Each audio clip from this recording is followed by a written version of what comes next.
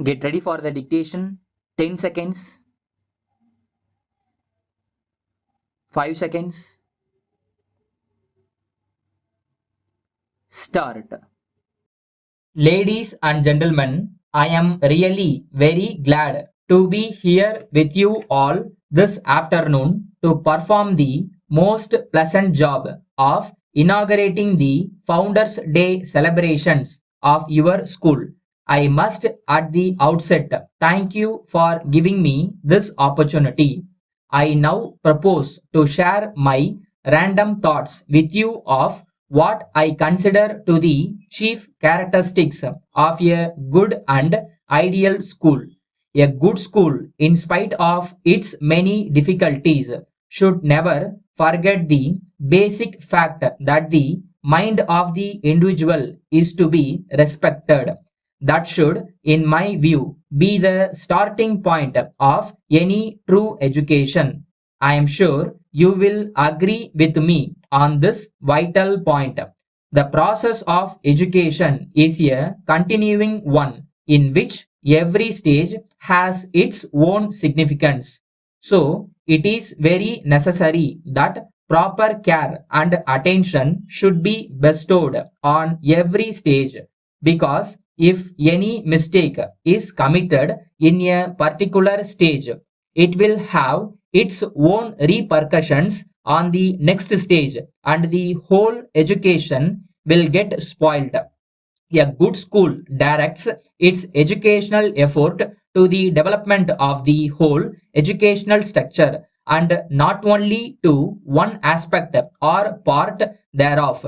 Both the moral and physical sides of the pupil's life should be taken into account.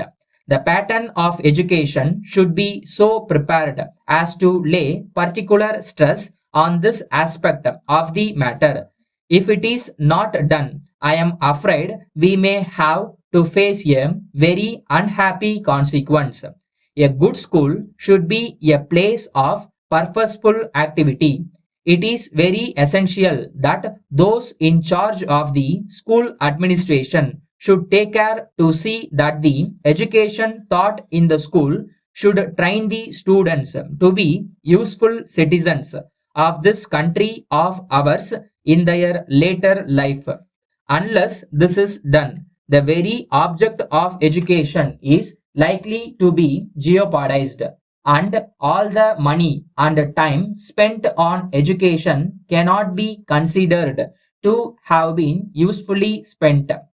The pupils should be taught the value of clean life and the need to help the poor in distress. They should be taught to be of service to the weaker sections of society.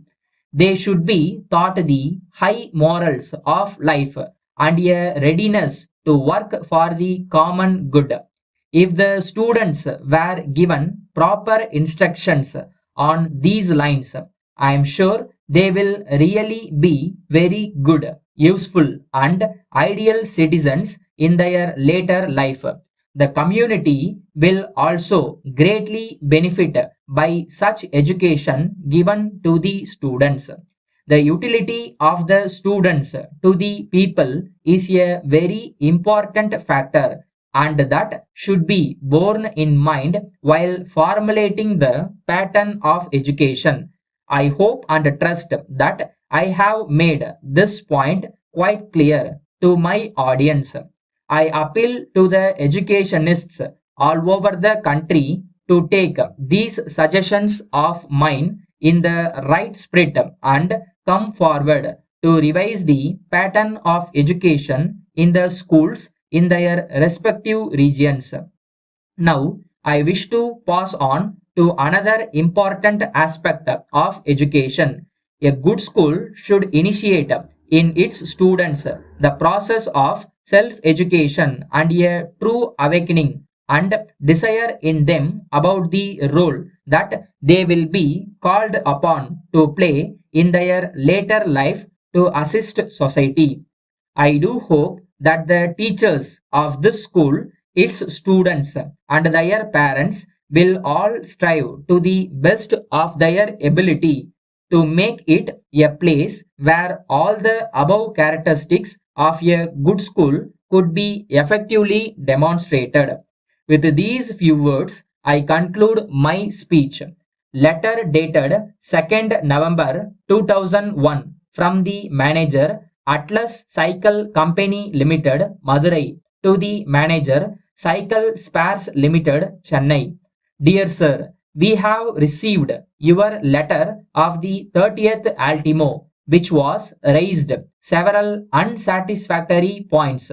We regret to state that we are not able to agree with your remarks. We are not sure that your facts are quite correct because, in the first place, we believe you agreed verbally with our representative that you would give us an opportunity to represent your firm in Sivaganga. We sent our representative to Sivaganga to ascertain certain details taking up agencies. We are sure you will understand our difficulty when we heard not from your good self, but through an advertisement in local paper that you have appointed a competitive firm at Sivaganga to represent you. Had we been given an opportunity to discuss the matter further with you, we are sure we could have come to terms, but frankly, we are at a loss to know why the matter was taken out of our hands without a word of explanation to us. We would very much like to know the reasons prompted you to reach such a decision.